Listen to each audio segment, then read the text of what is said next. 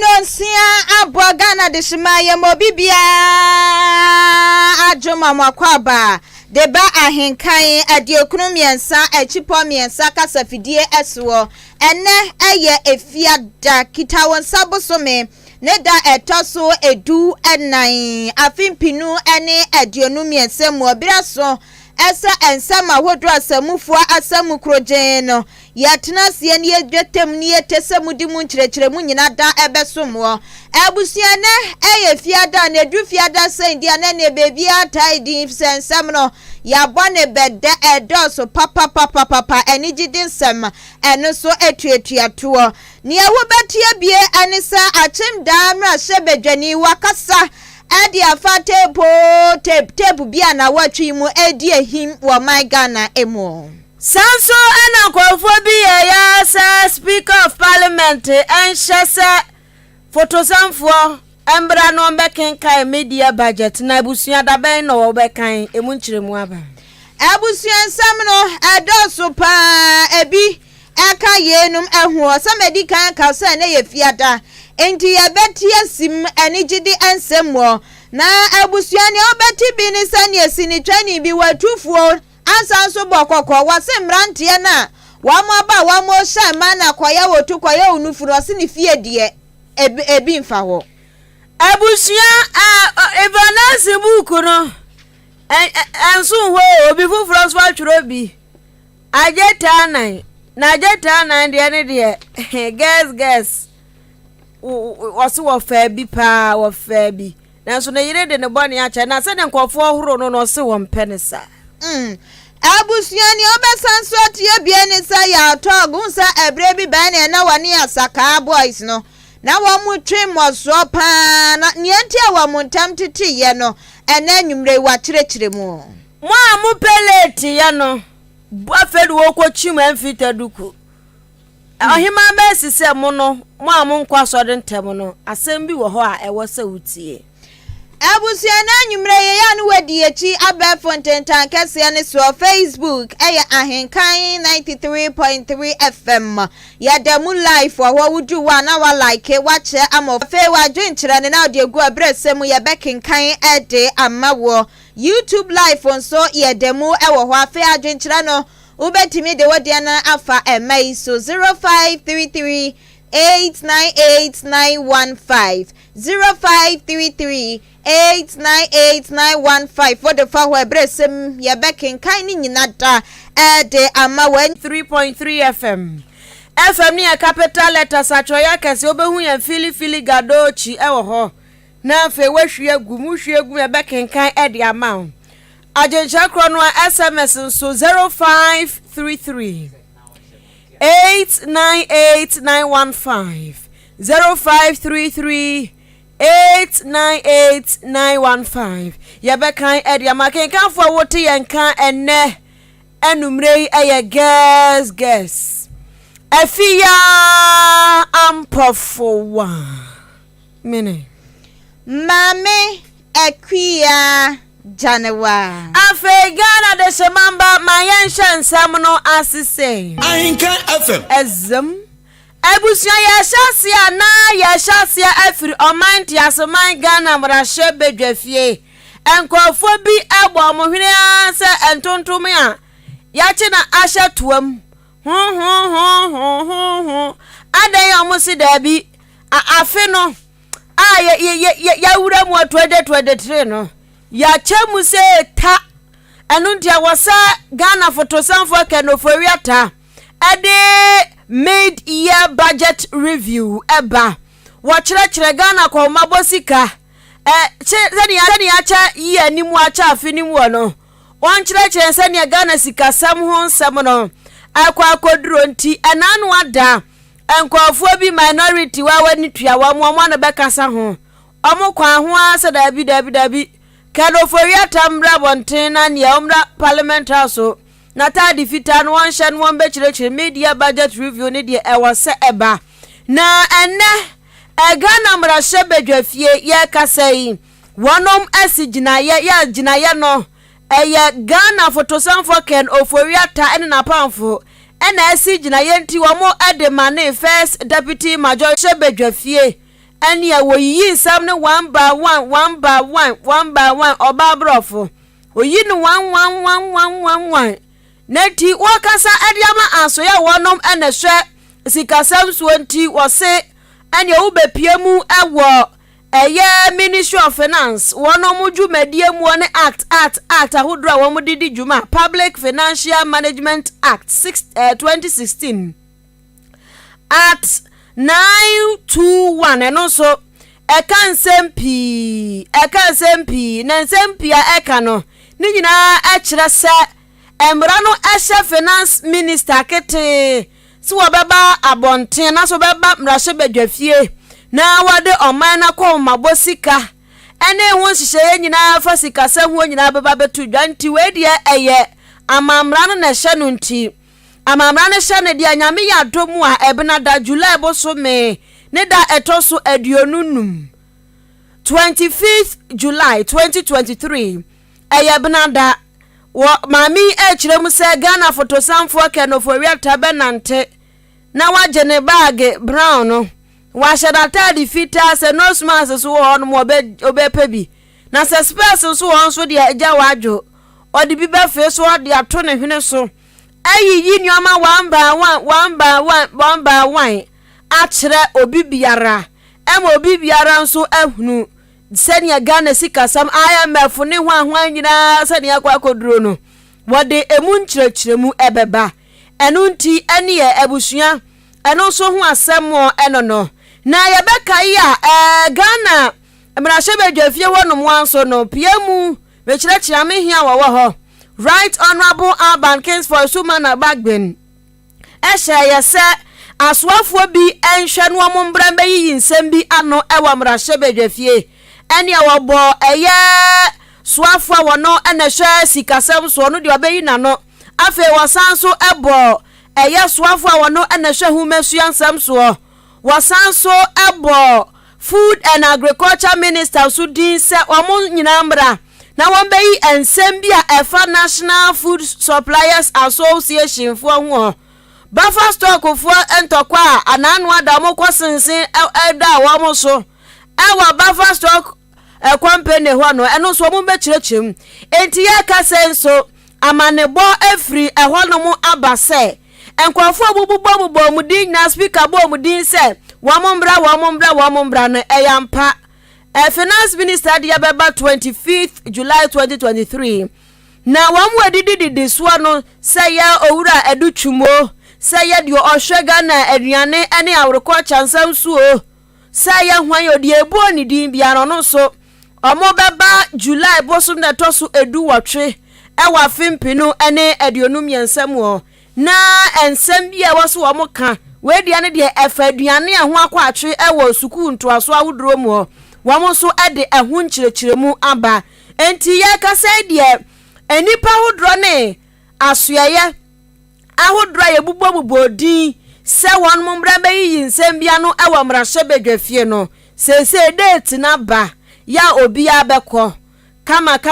akwa kyerɛkyerɛ ni nsɛm enu nti abusua amanebo ya ababede dwa eno no Ahenkan FM abusia ya toa ensam ne so na watwi mu akopie mu oman Ghana ya mrahye badwafie ne ewa butu abusia nya nsɛm ketewa ni nyina da ejina tape bi aba monten so akyese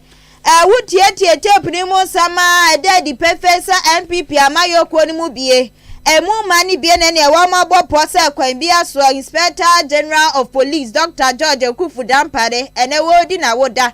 ya be hwani agini dibre firi ni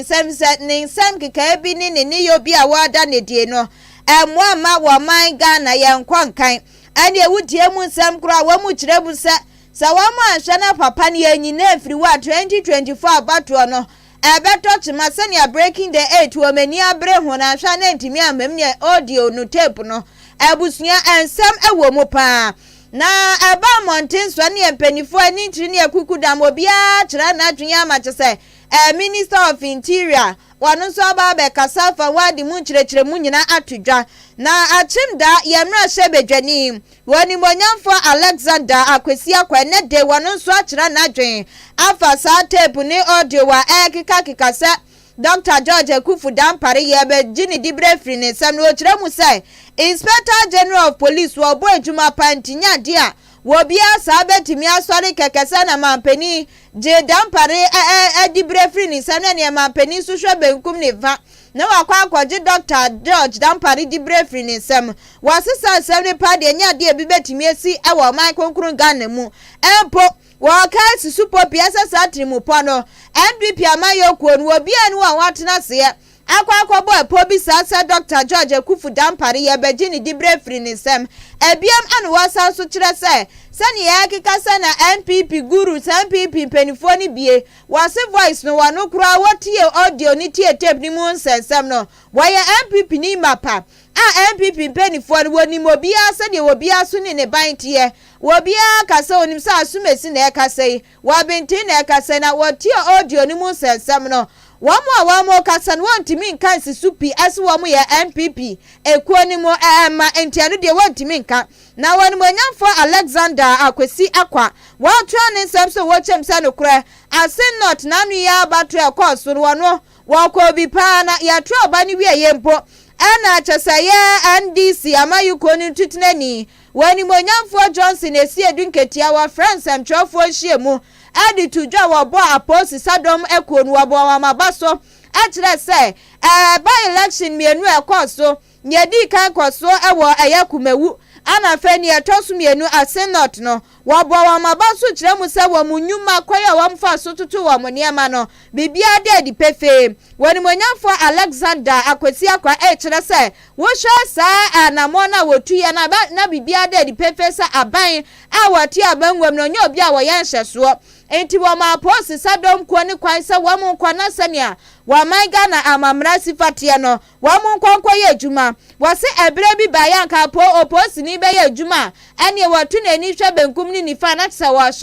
esa ni obeka bia na be boa aban a wo abanwam enso na ni akoso ewa kumewu ene asenot no wose bibia de di perfect aban a wote abanwam eba ni kebi mami kebi amamu a wate ase ye pa na ade ba kwa woni se wo betimi aka sisupi ene se na no asenot wokobi na ni tuemu ni ekoso nyina waso ono kura no ya police station ba kwa okoko PM wo ho na aniema bia ekokokoso aniema bia isi penifo ye na nani nye ho enti wotu anamonsa ke wo kwa no wakọ bisemu akọ kirekire mu so aposifo na ama ne kwan enti anu kura ni nani anye ho matese wakasa ya no echi kura no wote ye esensa wa mo kura ni General Secretary Justin Frimpong Kodua wano susu ye ni bia matese wa mo de ho nsem nyina etudwa enti wase no kura ekwan bi so no atin not abatu ekoso no niema bi anye anamo bia aposi sadom ko ne eda ne die no enya de a wamani eje no ho nanso eno nkire ese wa mo kwotena se no wa makobopo esa Inspector General of Police ya beji ni dibre free ne nsam wase eno de enya de bi betimi asi da na emom Ghana man ade ba kwa wase ye hwani etimi ehye ne so eni se ne kasa ados wo man ni mo ni titru eni se bre bia ebe kwoto abawie bia na chese kasa ne ados anti wogidie esa abatua echi ensensem ene nam so ema audio bia ti sese eso aba monten so na sawo mo bopo esa Inspector General of Police ya beji ni dibre free ne nsam ewo NPP amayoko ni mo so obi anu a watena se akekere sa epono ajipu bi antimi mpamo ne sa pinkomo apie ye tape bi hu nsam no ne ade no sebe na Ghana no ya na enumdwa no adoso nipa wo tape so minim no say leading members of MPP minim leading member bi a ne voice sa na asem na kwa ma na speaker ase o 7 member committee na ye dey investigate there's all elections na se ankoye ya kasa no adoso kasa ne ye bebre sem apie no adoso bebre but ye nim se police enya abasobode efri yewra asiedun ketia ho NDC chairman ka say 2 by elections kumewu ne ase north de nyina no police for eto mobu adwuma se ne se efata sanso na ye nso ye general secretary nso enya kwan ka say in fact police ne ye binom no aseda anso ani entwa yi me yankasa me kwase north na me wo polling station ba ko a MPP stronghold asempa da ye na me hu niam bi anya me de ye say me ko ene electoral officer no akodi hu nkomo no police ni ene inspector man sa police station tie no to a oto share me so ne ba oba me so wodo mani anye ho enti me de se menim de but send oba me so wodo I wasn't happy me complaining enti ewie echi me general secretary ebe complaining about the conduct of the police eba me hu say na ade no ya ade bi e da house police fu e kwa ase north no ya hye da hu mu yi Abusiani ayawoni monyamfo Alexander Akwesi akwa achim damra shebedweni na ne kurakura mo ana watu aso a wachira se enukure esa wamo NPP amayo kwene kwan bi so wa mani abresa wa mai Ghana wamo do mai bekwa bosha asase so eni tinyuma pa wa mashase ne wamo pese wamo dibesi efse bebre na wamo wie ya wase wamo eto so enu ti sa wamo tena fa akodi wamo sasa bia shom da mirifem wamo tuwa na ne aban foforo aba betwe wamo to ase akonwa aban ne so ba ebia na empum tudwuma wamo ashase ne wa ma meto so na enu so aka konkon ho koba ne sa wa man Ghana ye hu kan ko empum to ye penya de ye nsa beka enu ti na ne wamo wo mani abresa kwan bia so breaking the 8 enu so betimi abem na enyuma pa wamo ashase ne no wamo timi adi akwawie ye enu ti wase breaking the 8 ni de anu de da wamo akoma so pa kwan bia so no e wase timi bem na mmom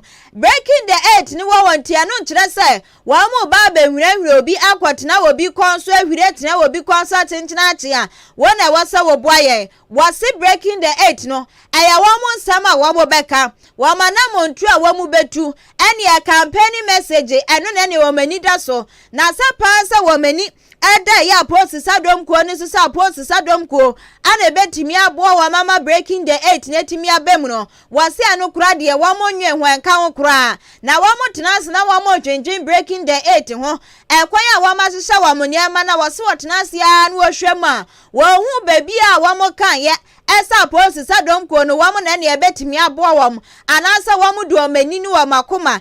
to a post sadom ekuo no so wase eno no enim na ade ba kwa ye de kra ne sa anemra shebedwefie woni monyamfo Alban Sumaina Kingsford washa esa nipa makoma ko enso abedwekuo wamo hwa na chese tape no wamo de fem to wase wamo de wamo gusu ewa atweye mu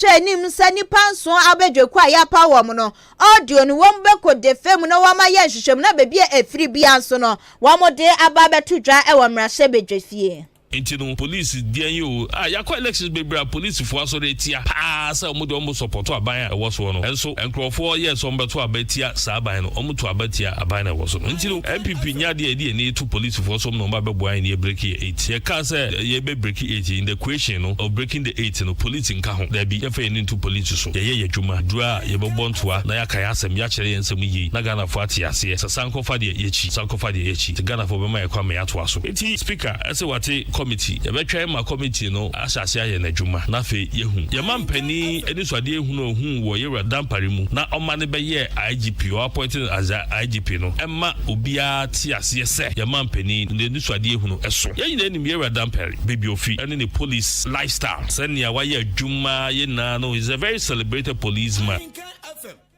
Abusiani ayawoni monyamfo Alexander Akwesi akwa achim odan abaton peswa so ne yempeswa so ayamna shebedwani na dwenkyere ne de wo kyere ye efa audio tape agi atese ewo manyi emu yenkwa yanim ewo enumre no nsia akan kase abonimu na wo kyere wadwen 05948441 eno dia akamenum o 0533898915 foforo no 0533898915 na afi Ahenkan ede ama Facebook ani YouTube nso yedem abusia ye kwansem ni mu na ye kwamu ayatukrom ha obia de nani ko twura wisi ahune santem wo fili gadochi ahunu se empanifo hye enti no omotetro motoso a woso mo yempuntu djuma no wonya se akunya bi wo mra hye bedwafie bedam pan a ni ase ya kwa akoto ba election aba wurampoa ani ya wo munya akora omeka kokwa anapatututu ama breakfast in bed amanyofo nya ya kwa woda na pam oh ya pancho MPP fo ni o Ayashuo chibom ni tea mpampa jenome ania o ma mo kwa mbe ya ne simple kra awia ndc fuani o aya watch special sheshe anumre omo ma sa ndc ni apipri nyina beka bo mi fufuani mi banku ni mi fu chese u ma mo kwan a se baile ba pa na o ma ndc ni apipi fu kwan a aduane bi omo bai apopo ama wo no se omo anya na aduane nso a yeni o ya cash ni o krom ha ya cutlass ni o ya walanti boot ni o ase no afofo se fi o ma fe baile se fi o ma fe baile u kwan ni o u asphalt ni o sports stadium ni o chese amanyofo wo kronya se bia ye ha ne ni aka ye nyina ya hunu de akwaso okumawu ya se ye che ayi emu nyina no mo cheche bi de akwaso asen no afonso Ghana fo nyame na mebeka wa yaka wa ha ma watenye na mebeka yaka ama asen no afofo na nkasa no mutom se by election de emu odewu ahemfo wa se no afu nyina se by election abo mo because o manya cement bags ndc for de ba na MPP chese obi wu kra na efu ni nyani fu a by election to okoto adaka eye enwa eyase jollof sf enti abusu ani enya gbowre wa so dem a sikatuo pepa pe ni abo na sofo da fom na members nyina tugume so enti krom ha ba election sani akwa ye no asa fanfe emu odewu anu di se ni akwaso afie we mu no adesha wonom so manso nkwanta abatro mpeso so ye no wa asante mantemu ho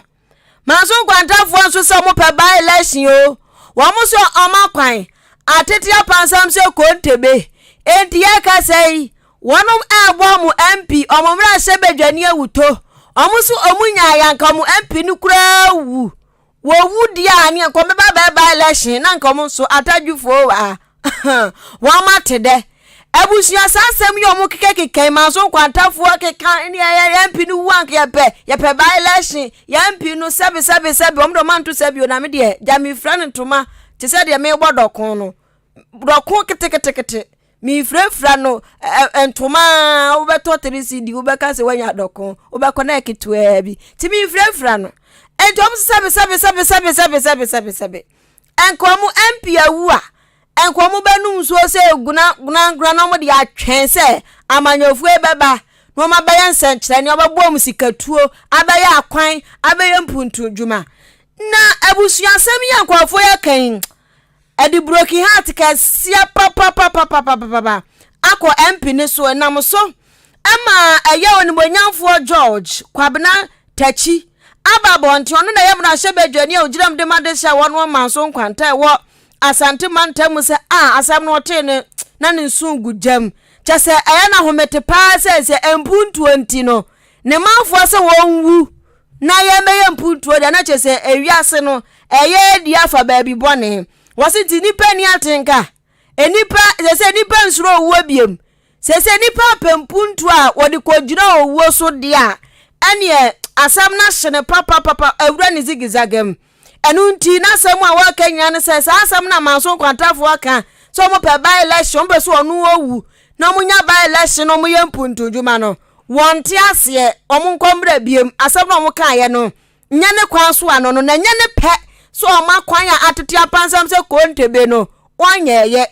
eni abusua se ne manso nkwatafo asum asam ne gu no so no onu so se dabi se ne owu abamu no onu so esumagu baabi a wasade na nkasa nioma ne yesum koguo enti wo so wo sumwa no wo sumagu aban so se aban no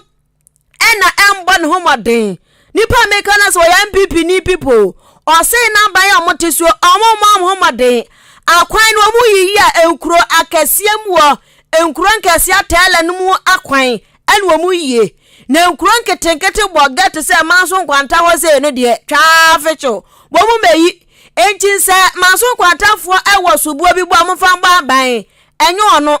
ena ochena nko mabebo na wuto no ochena nko obi kura akohia no kwamu abo no tai ochena nko ogba kukompe obi so bi mu nya obi anso ni mu anka krana na chese omani swade hu no omoda ya bem da bi enti wose na asem nyina ya tiawa awuto no omogbo no enye na so ka kire wa mu play mfa se empuntuo asrefa ewo mpatam ho no mu a ene omo osubo bi ewo awuto bi a wo mo aban mom esanse aban no ene wa boye mfita duku atwi na ni yenti obi anyum gungure obu ni pajenjen sa akwada bon ya topa ewe yase municipal and capital because they are federated universities. You don't get central government. They use their discretion to do whatever they want to do. And the end of a way, we feel cheated, sighted. Also equity. Me say I buy any major rule from a want to account them. Now yeah, I actually the end of 12 you see a year. But now ring road, Pastor McKenzie, Obeka Sada, say MP, Obeka, and that's not the fair way to do things. Aye, Abusia Sempetia, Wakana some tree, Wakanwe. Nipa uti din kan ayamra shebedwani oya MPP ni people ni moja no so utwa ba so blue na ebe red na ebe fita na ebe oya MPP ni pure capital P manson kwanta mra shebedwani no asante mantem wo na obehu manson kwanta abato mpeso a oni monyamfo George kwabena tachi abusia ya tuaso na ena wiasi ani ensamo koso papa nyensem ketua wa babi timi sore hwale ho a wose asane yakopon bo ne kra won penke wosani pokuye etimi sisi sune jina so anyesa obi timi hwale wose o mikranke wosame ye kokwa na makoye tuntum na tse wakwa ne no ani koso pa ni titiri ne eto no obi timi kwa na tse wakwa da wana ne ayi ne yamu ne ma ya twitwi bi di ahyehyehye baby anti wo wie no osoli gina wa utumi say yes wo ba nie na nam so ma nipa ba kwa ato ananan mu wonse adu wo koye ya busia ho kokobo a eba no enya asem ketwa ansane adi mu nsem ebeba no ye nidwa Empress Empire and Papsa wabo ene weekend na ne ewremu nti wo tena se ne dwumadi a wodro na na bekoso ayi yo bekoso awarechi bekoso obi betu ni bedi obi be birthday party na busia sa niama yi nyina no huntimi nya wo bra ensuo eni ase ewo se ensuo timi wase enu nti Empress Empire and Papsa bra na ebeji wunsuo ni so nso de ne bo no eda form ye pint ye se weni straight from factory ya mfa kwankwa mane kan kosi bebi ni ade aba bebi ebewie ni ade ho ka ye buka na ni ade ni nyina accounting so no bekoso okoto na ne bo set tie nie Empress Empire and Pap se ne de ne entesa enu te ba ne bottle water se eye awake mineral water ana wope and mineral water bella aquavortic ana efiade ni bie specialized ni nyina Empress Empire and Pap Sebra na ebeji bie na ebusia wasisa wo pen do sopu anasa wo pen mako waye krado de hia ne sa obeko na wakwakoto hunsuo na nya nsuo nko a eba ne ensa se ye ensa dokodoko anasa ensa den ni nyina Empress Empire and Pap ewo bie ewo na so yewo na pap ka ho anu ti kwesi da bia so na ne wo mutuo special so ekoso abusia Empress Empire and Pap baby a wotoni suo no Sunny Star Plaza Abrosai no ewa muana ensuo no na Sunny Star Plaza wo free achem aboabo ekwa odan wotra SDA junction no kakra bi abansoro wo free wa na wo kwa Jubilee Hospital no sa abansoro na ene Sunny Star Plaza ewa na Empress Empire and Pap wo munsuo no benya biato afi Pap no so ye A2 Pap na ewo odan New Town enka ni baby ana always sport ne one ewa ana A2 Pap enso ewo for Empress Empire and Pap o me so 0241 456 669 0241 Jubilee Hospital say we ya do hododo wa bra na wo sa yade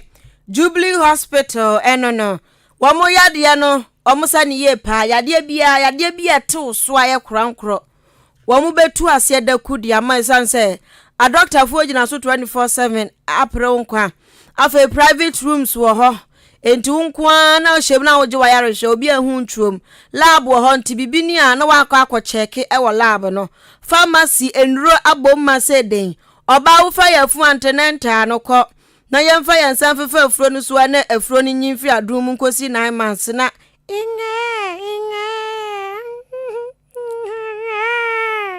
aha kama na fi wani agia wawie no suppose nenta ke eno so akura ni muduro na didiem na drufam chase ne nantiem bibia won be kyerɛkyerɛ ma wakwankyɛ na akura no sabe wankoda ne Apollo Hike International amankuna yude Apollo Hike na chase Jubilee Hospital ho de counseling unit nso wo honti wanya case ni nye case bi asa Apomuden eho asem wo face challenges bi wahunu se wo nipadua no ma wo science bi na science na asa ensin wutrim ana wakọ check yesi wanya bibi yade huhu bi upo bi ni nacha enkwatena kwa anu anase fankwatena adwuma mu fankwatena store na omo beton ko Jubilee Hospital na counseling unit doctor fo a omunnim detede entie waseb no ma ho akwankyere ofere a na wakọ na omo akọ kasa wani ya prunsuo tatata eye clinic wo Jubilee Hospital diabetes ni hypertension for mo clinic wo ho eni anka Friday anapai wo ka akọhwe ya kyerọ se ni ombedidi wo ya diabetes ni a wanya diabetes ya de asi kyerẹ yare hypertension shim obi a ne home awrade yare adoso entika Friday no okwa ya kyerẹ wadidie wadufa enu bibia eno ye diabetes fo ne hypertension mo clinic no djuma omudi wo ho eno no canteen so wo ho no na Jubilee Hospital for canteen de semisi mi di ho dance a kyerɛ wa ngasa wonyare kura ka be kwa akoto aduane ti ayarefo aduane no mo no canteen onti udi ya twa fufuo ntwa ba miensa no mo kwan guna tilapia bi pa dan mo kɔre jai ne de utise nkwan no abunabunu nkwan utise abaduruwom kanti ba kope wo krom hanom a ubenya Bata Hospital ho Jubilee Hospital for kanti no ejuma enti ankrankra de ene aban de Apomuden si achiba no wombeje odabu abo kwantempo ne so amantra samso ne so abehu Jubilee Hospital myself 0244 575799 0244575799 and 0241 784645 0241 784645 nene empanifo ewo Jubilee Hospital entwetwe ho enkom afei abusia ya tiasim ani gidi ensam ne so de ye nyansam ketua o na abusia ene ya de baako a ekoso ewo wiase afa na nyina wa man Ghana yenso ye ka ho bie ani se obi wa otimi kwa no akɔhye afidie mu na kyese ni nipadua na wode ba atiasefo asase so no ni ya dane no na kyese ye de bi ahyehyɛ bebi na doso enam sukra ma ne obi wa kura wa ba besia wa wo sebe be ba me mane nufuo ebso wo pese ni mpokua ye gina so ahwe no okoyi to akola enu ma ntan kwasisa akola ni benya mfinhia mienu na ne agija intine ne wanye kura onye obi su wo wa be ya ne kama ebra ne sunya na tse wa akoda ho na ya twini pedua ne enam ni baby ni ade ahyehyɛ na kyesasa so agina ne naso na abusia ya wiase o ekoso pama tse baby ya ekoso na ba kwasi ewa Nigeria mine mo awa sabredi ababa wa kama team keja watwa na nanom ewonse do eno akwa ya rewo sempa si ya kasei ene ababa wa na busuafo wo mu twa jadra wo mu ntwa wieye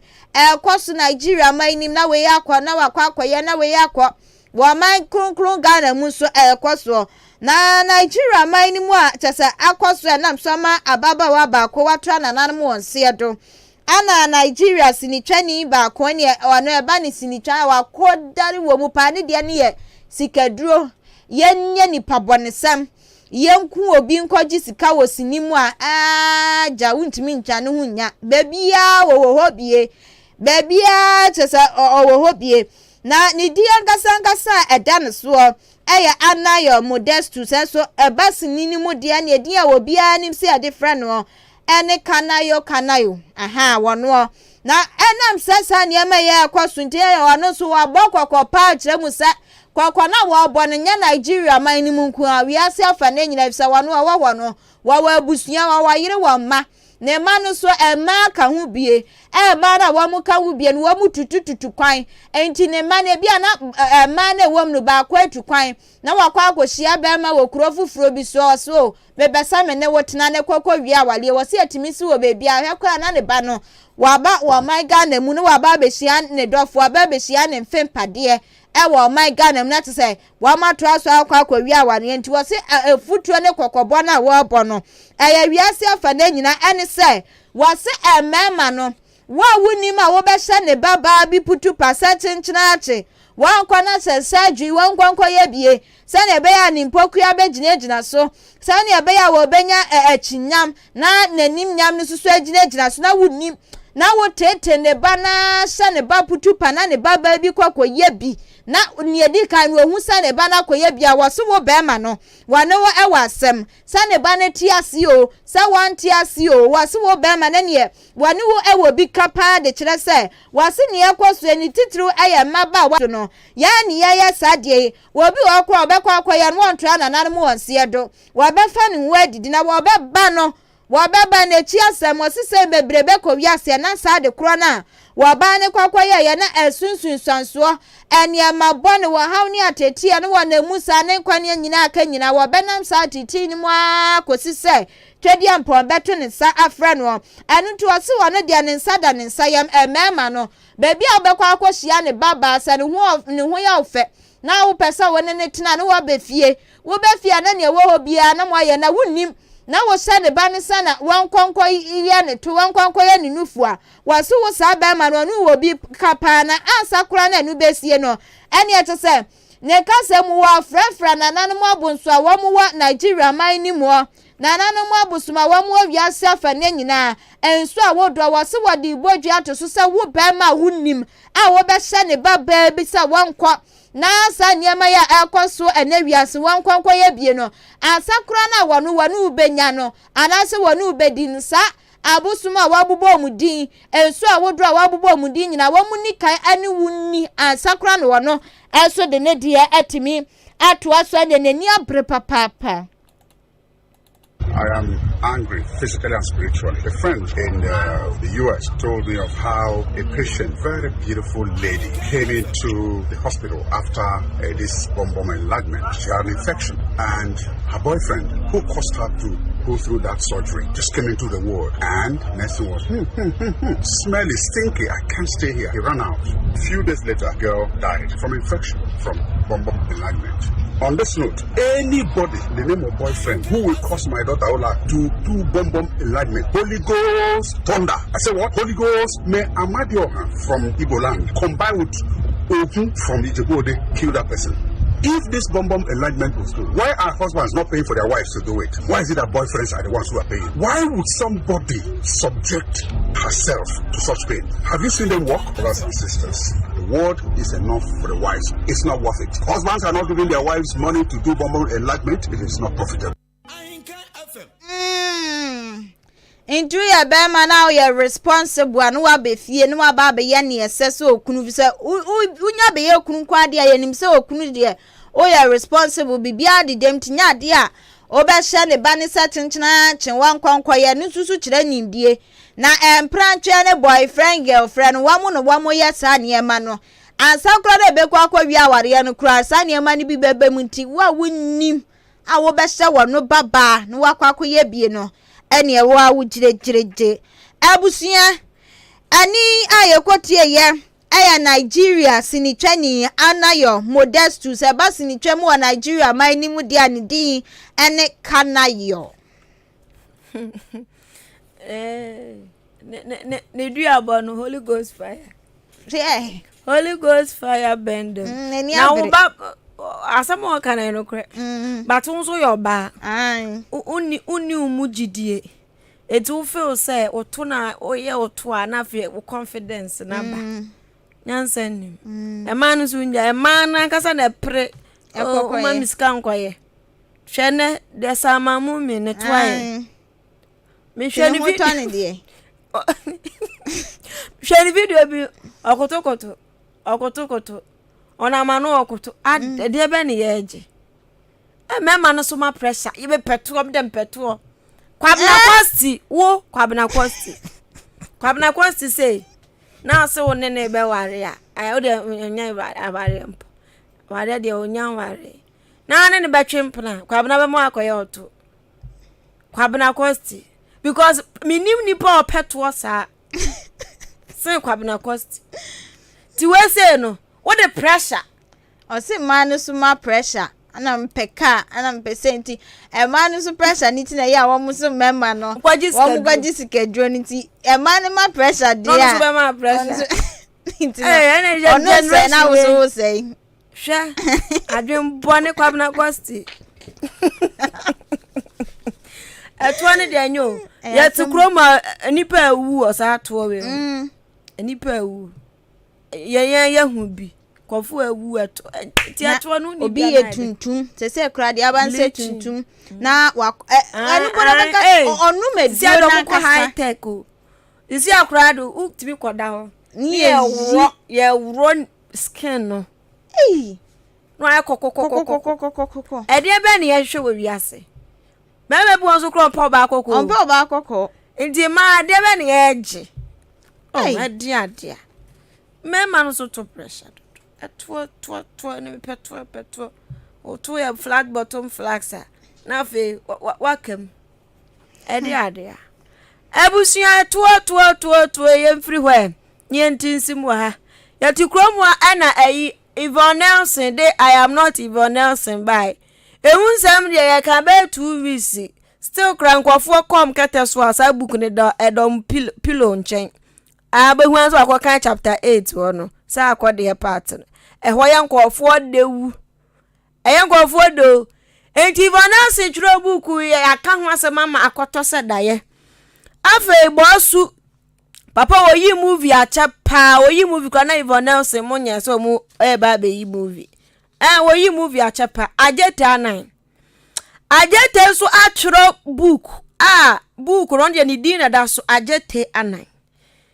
ajeta na book no ni dina da so na wakasa afa gidie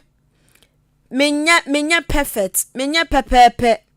ene enyoma bi a wose nipa wo famu na uduru enkunimdie mu na abusua sabu nimu ono chapters no ni asem chapter baako otworo se wafa ne yirachi empen bebre countless wakas wo kan ema woni o madi ahyiamu a ode achi ti wona yire so mo doso wo tworo wo buku nim eno na wo kire se ade a wo ye ya amwa no nti no otu mabunu ne fo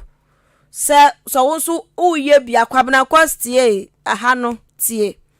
ti se uye bia na fe ema asem no watwe ho afri ho kama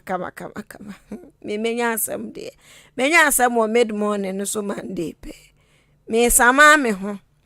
enti no abusua jeta na book no twere nana asem nyina but unse Ghana ha ne yem asampa trend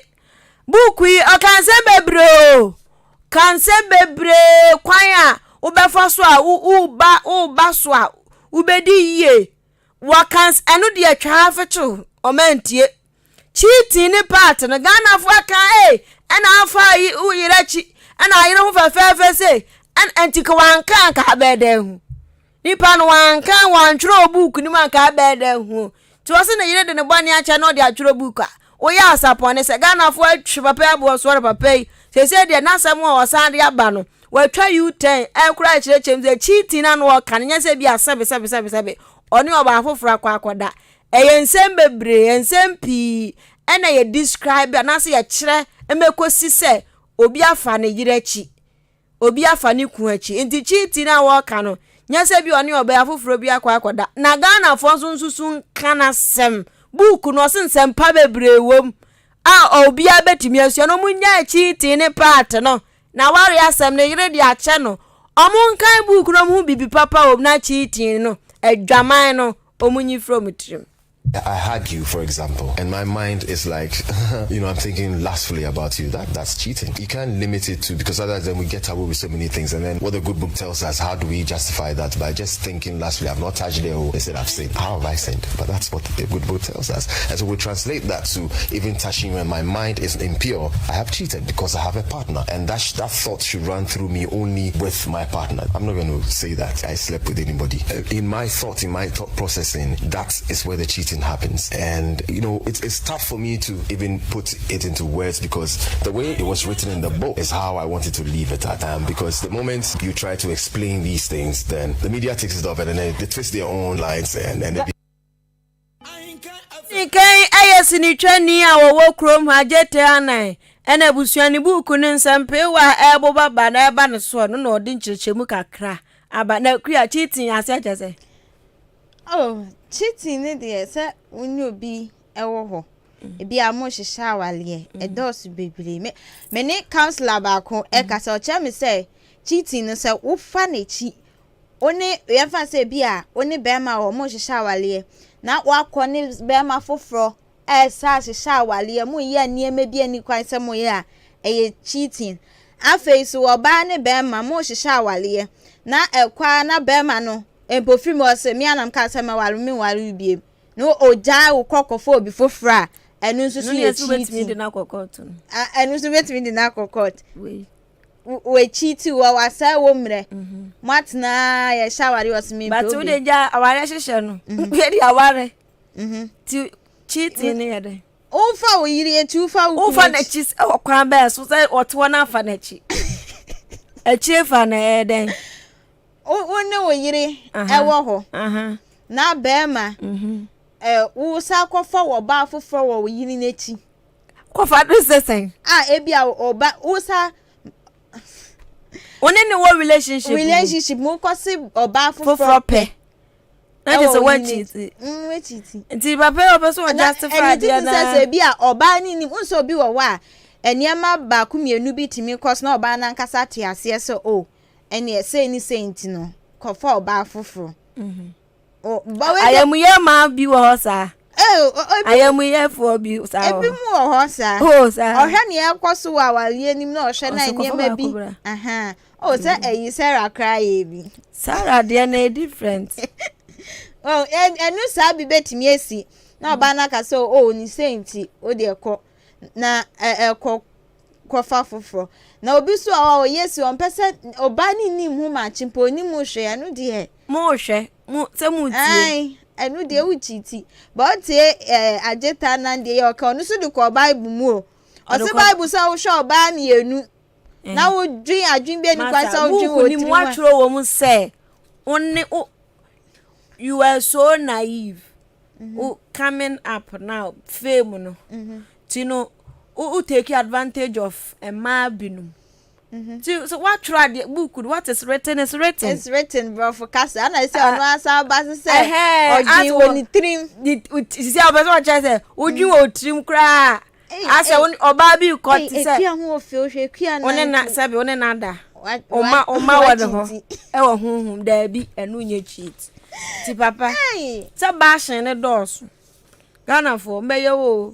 wa do book wa wo do secret is me o de ma me fan to abonten na me fan to obi fo no mo mpa futuo no ti ageta na no sha brabo ase bebi a wedu sesi akwan a wo fa so eni book ni mu ana debi ye hu ye ewom so mo mpa ye hu ye cheating no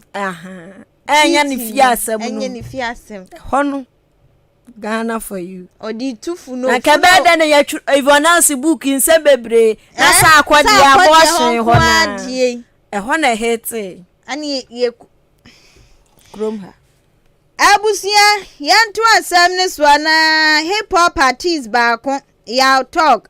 ene ye nim ne pa ne ya talk nyom eso de anya onu koso sha se enche yo nso no wa bon humodi ye pa na abusua bra bi ba ya na ya talk ne ayi asaka boys na se wo mu twi solo kupa wo tuno wo matie mu na ekoso na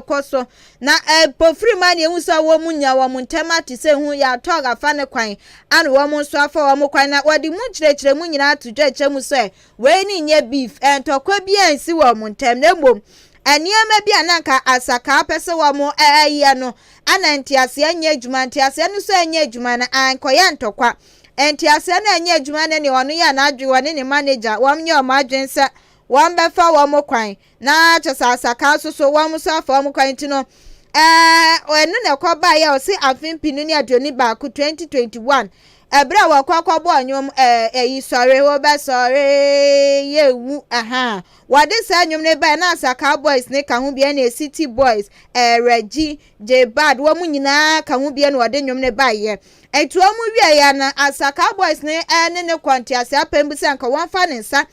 ensha nkrata biase na enkrata no se emu nkyerɛkyerɛ mu no ahyedan sipi emu nkyerɛkyerɛ mu no wano ana nkɔ ne ye ana ne manager so tona sum ye de kyerɛ sɛ wano ya togo hoi wa manager ento akwaye adwuma na sesika eba ɛwɔ sɛ timi fa wano nsɛm efisɛ bebi a wadui wanyi amfa ne nsɛm kora ne manager wɔwɔ na wobi a wɔwɔ nkyɛn ana ne sika akwafa ne nsɛm de wɔ sɛ hɔ no na ɛyɛ ne na kakra nti ɛwɔ na ne wɔ mante ase na asaka boys ne wɔ madwen sɛ ne sade a wɔn mo fa wɔn mo kwan ya tɔgwa no so fa ne kwan ade a wɔn betimi ani na yɛ adwuma apiem ɔsɛ no na nam so a wɔn mo ntam tete na nyɛ sɛ bia tokwa bi anesi wo mo entem. After working, right, and Obianyani deal is different, so they wanted to like sign me to Live Living Records and represent me with a label, like, and I was like, the contract wasn't like going straight. It was kind of like just working nothing. So my manager was like, nah, but we can't sign this deal. But if you guys need us anytime, any day, we are there. And I think one said, then if Sadia they can't work with us, it was like cool. So it wasn't like a big deal, and I sent to call any money issue or stuff. I was just trying to find a way, you know, because me Juma sign or not get anything, I know Missy Uncle Phoebe so and stuff. Why bit my bum straight, so it wasn't a big issue like that. Debusia ya togo ana wa church and was we nya sam kese bia Missy ba ho me mane ba ho me wa manager me asam agima de ene efa wo kwan nam so me fa me kwan enu abi ene si wo wone asaka boys no entem abusia ene yenko asore kakre otimi mu enyum sa nyum na emede pa ohima mesi nyum sa nyum no oh ni nyina eno na emede pa ohima mesi eye Ghana gospel musician na wato nyum akwa akire awini awards bebre ba no gospel dia maami we oye A1 na wodi afutuo akwa ma a Christopher ewo krom ha se wo ukwa asore ni aye osore awia ene ka tenafie uda tenafie memba asore ne kura se wo kwa asore wo be kwa aye worship awia asore nyame atontom na wie afa na wachi buduku se ayi Nigeria ni a ne ba wo foforo no okodi dwa o ewo ka ne se market abre no ekototo bitter leaf ede be ye ka ne se stew chim duku yi kyra ha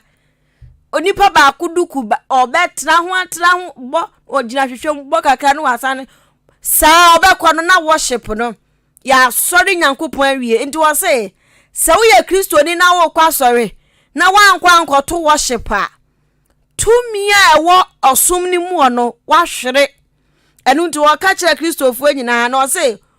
wankasa fiti adwada besi kwasi ada nyankopon abo ho baya na wo koda na sekeke no se nyankopon so ade ba kopon sere free ye ho eya aseda ntontom ne nkamfo enu de nani gye ho pa mo ka se mo ansore me a mema abo kone koyi na ye no Sunday no kotontom no kosore no wo de wo se da bi wo boduku anko afi na ya yo sori na ye na ni mo okuse wai kre cho madabok na fere wa kwatena se wasi late ye bebrebe a Christopher atwe yemfri nyankopon hira bi hunti se wo kwasore na ye worship a hwe se asori na wo kono bet na worship ni mu aye bi ansa na so for preach obu on mu a so mekono ma wie worship so for preacher no matie bi o se da bi eno nya nyamesom eno nti osre a Christopher pa se de Nyankopon esre free ho eye entontom ne osori enti ya yemfa ye ho enhye worship mu. So what sorry now beko ni peja nyame awia there is nothing you are going to do. Yeah, we here nankasa no miss because anytime be or sorry or be one erade releasing the mantle or releasing the glory or releasing answers into beko because e ho no ba we are na some dia man na ko an no so be releasing. So if you really want to see the face of God, it is true worship you don't even believe in. It is true worship ni ye wa sorry na wumbu no na wumma no obeba na be so full preach. One may see a lot because remember from Monday up to Sunday and yet ni wanga ya ni omo sha ase nyina na etumi ewi enti ade ba ko awurade hwehwe ne naseda onya hwemfiri wo ti edu kwasi ada ana any church activity na sa obekọ na osori ewia one may say mark no minim ni Greek din na wo mitimi rafi missing the mark onim ni Greek din na fa hukime ti o se wo be kwa so ne ya tontom anda nyame ase awia ya osori awia ene etena fie na boduku na ushu se wa do fire practice e wo dem ho maami ya sam ono nso aka eno no award winning gospel artist Ohema Mercy otinimu nti no akasa kire wo no siebi abusia yan fancy ana adwenkyere ba yan fanto asonti meme shasie every Facebook no na Facebook na Fidel Hayford edini dia ba wadi free tadi kwesmintin ana wadi aba wase doctor wo usu every year kotoni ne outline ne hihya ya hodo wodi egu aponso no bibia di dem se nkroje wa ba ne yesikasam asanso agina ne na so biaminti wase no akoto no vote ne dia wade eba ye eno no Sir John Bososo edi aba wadi free ya fantra kwa south wachemu sani edikan no mapeni na nadodankwa akufo adoni ni mpenifuo wamo beka ya sa wa my Ghana yesika kokko afe ye koko ne ye oyo wambe kika nsema afe ye wie ya wamo se IMF kra ye nkobinsu ye kokko wi ase na chese IMF ewa ne ye kono afe su 11 su wamo sha ye bonso ne 11 bo a wamo sha ye nyina no hwiama foforo kra wa mudi aba be fem kra ni say ne yesi read mo samata wa ne na ebe sesa enti oso wo ka niam ayi nyina aboma wutimi asa Ghana for ya krado pass ye twaiman peninja da John Dramani Mahama no aba be pia wo man no ama man ni susu etimi etu empon na na ekua mo aboaten aka Dr. Baumia is coming Ablekuma Central was say a special birthday enkoma na ekua asante wo sotuom Nyankopon enhira wo pa taso ana wo ahene akwesi e champon kwache enso ede ne dia ba wose wadi free Ablekuma not abatron peswaso na wose Ghana se ebetimi atumpon a eye wonimonyafo doctor owusu afriye akoto wano kwa ne betimi aboa amagese wo my Ghana yen hihye ye so etimi abemu sanso ana Steven Boache so de ne dia abawadi free wase kropon ana eba wano so kan wakasafa Dr. Usu Efriye akoto ehun abusia ma menkwa SMS no na memfa mienu bi emfri wa we say girls good evening ya so pa wase Ahenkan kase no abuzigi wo mabie mu emu odesu ewuo na wochia na abusiafo nyina wonimonyamfo Samuel K Debra Assemblyman or edusa wase wochia ne papa we every boy generous eho sanso ana we so edene die aba wase abuzigi girls wase news papa wotie wo mabie mu kuwa ewa achemoda quarter stop wase ye friend Kwame Tewia wochia eye Mr. Kwejo jedu wochia ne papa ene anwumre afei we so edene die aba wanfa ne din ama na so